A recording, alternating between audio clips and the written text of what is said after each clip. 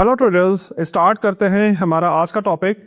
आज हम advanced level के ऊपर सपोर्ट एंड रेजिस्टेंस लेवल्स के ऊपर बात करेंगे। वैसे तो हमारे वेबिनार्स के अंदर सपोर्ट रेजिस्टेंस के ऊपर बहुत डिटेल के अंदर और मल्टीपल ऑप्शंस के साथ आप लेवल्स की मार्किंग सीखते हो, लेकिन आज हम डायनेमिक लेवल्स किस तरह से तलाश कर सकते हो अकॉर्डिंग टू प्राइस एक्शन या मार्केट की मूवमेंट के साथ। मार्केट जिस तरह से डायनेमिकली एक नया सपोर्ट या रेजिस्टेंस बनाती है, उसको आप कैसे यूज करोगे, चले आइए सीखते हैं।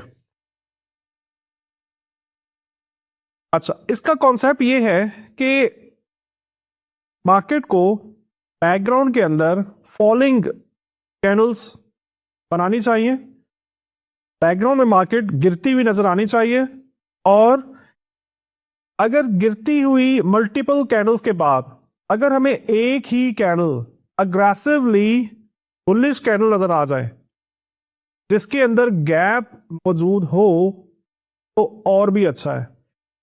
तो वो जो अग्रेसिव बुलिश कैंडल होगी वो हमें निशानी बताती है, इंडिकेट करती है कि यहां पर अब जो डाउनफॉल था बैकग्राउंड में, अब कहीं ना कहीं उसका एंड हो चुका है।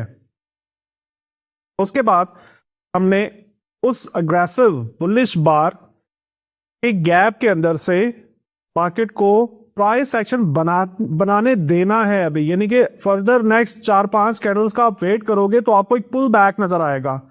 तो यहां पे मार्केट क्या कर रही है, यहां पर एक डायनेमिक सपोर्ट क्रिएट कर रही है, प्राइस एक्शन बन रहा है। ओके, जैसा कि इस एग्जांपल में आप देख सकते हो कि मार्केट बैकग्राउंड के अंदर फॉल कर रही थी और फॉल होने के बाद हमें अग्रेसिव गैप के साथ एक बुलिश कैंडल नजर आई, और नेक्स्ट 4 कैंडल के अंदर मार्केट ने पुल बैक लिया। दैट मींस कि यहां पर हम एक डायनेमिक सपोर्ट मार्क कर सकते हैं, यानी कि इस वक्त के प्राइस एक्शन के लिहाज से मार्केट यहां पर सपोर्ट ले रहा है।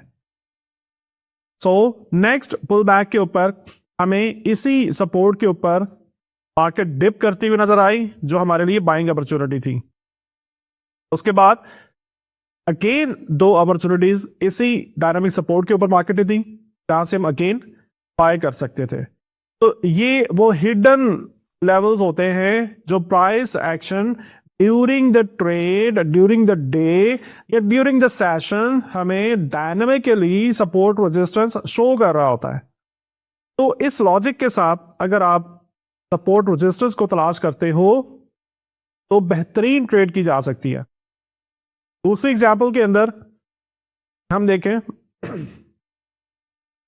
राइजिंग मार्केट था, यानी कि बैकग्राउंड राइजिंग था, और उसके बाद अग्रेसिवली हमने 2 बार्स को हाई ब्रेक करते हुए देखा।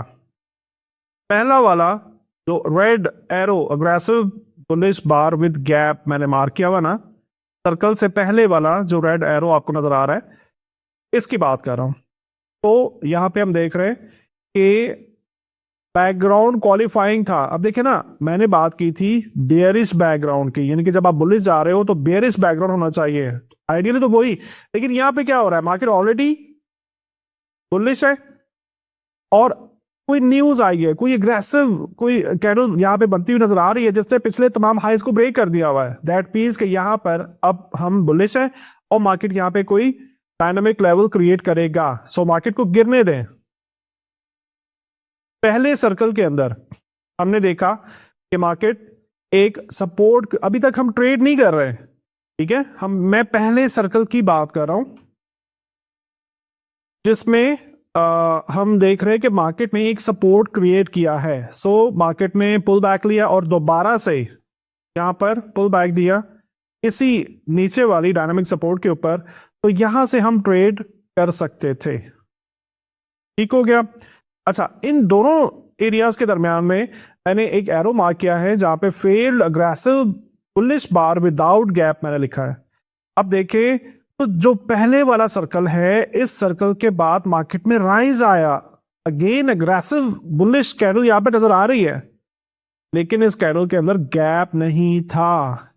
और आप देखो कि मार्केट ने उसी जो है कैंडल के लोज को ब्रेक किया है। ठीक है, पॉइंट नोट कर रहे हैं कि मार्केट ने उसी कैंडल के लोज तक टैप किया। दैट मीन्स कि अगर आप बगैर गैप के अग्रेसिव बुलिश बार को देखते हुए ट्रेड कर रहे थे तो आपका एसएल हिट हो जाना था, राइट। अच्छा, अब इसी का हम और एक सबूत ले लेते हैं कि जब दूसरी मर्तबा मार्केट ने टैप किया था नीचे वाले डायनामिक सपोर्ट के ऊपर, उसके बाद अग्रेसिव बुलिश कैंडल हमें दोबारा से नजर आई जो कि गैप के साथ थी। ठीक है, अब देखें यहां पे तो मैंने दूसरा छोटे साइज का सर्कल मार्क किया है। इस सर्कल के आप देख सकते हो कि इसके पहले बुलिश अग्रेसिव बार के साथ ब्रेकआउट हुआ और पुल बैक यहां पे क्या नजर आ रहा है, एक और डायनामिक सपोर्ट लेवल जिसके टच के ऊपर आप ट्रेड कर सकते हैं। तो इसी एक चार्ट के अंदर हमें दो एग्जाम्पल नजर आ गई और किस जगह पर या किस वक्त में ट्रेड नहीं करना, इस बुलिश बार के अंदर गैप मौजूद ना हो हमें ट्रेड नहीं करना। एक और एग्जाम्पल डिस्कस कर लेते हैं ताकि आपको आसानी के साथ ये चीजें अंडरस्टैंड हो जाए।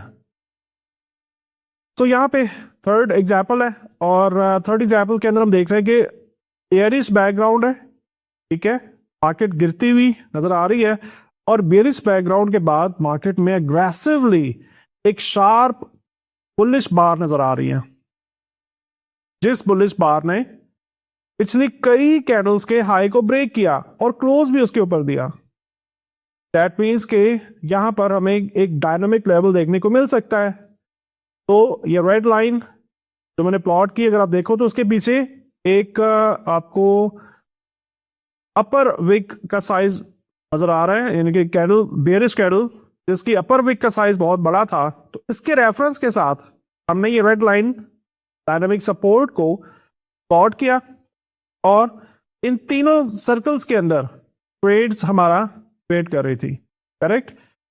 तो इस तरह से कुछ लेवल्स जो है हम गैप्स को यूज करते हुए स्टैटिक लेवल्स तो लगा रहे होते हैं। स्टैटिक से क्या मतलब है कि जब एनालिसिस करते हुए या ट्रेडिंग डे स्टार्ट करने से पहले हम सपोर्ट रेजिस्टेंस तो लगा लेते हैं, ठीक है। लेकिन चलती हुई मार्केट के अंदर या चलते सेशन के अंदर भी बहुत से मार्केट बिहेवियर के अकॉर्डिंगली कुछ नए सपोर्ट रेजिस्टेंस लेवल्स क्रिएट हो रहे होते हैं। अगर हम उनके ऊपर भी ध्यान दें तो इस तरीके से कमाल की ट्रेडिंग अपनी इंप्रूव की जा सकती है। उम्मीद कर रहा हूं कि इस इंफॉर्मेशन से आप बहुत सा फायदा उठाएंगे। मिलते हैं नेक्स्ट वीडियो में। थैंक यू, मैं चला हाफिज़।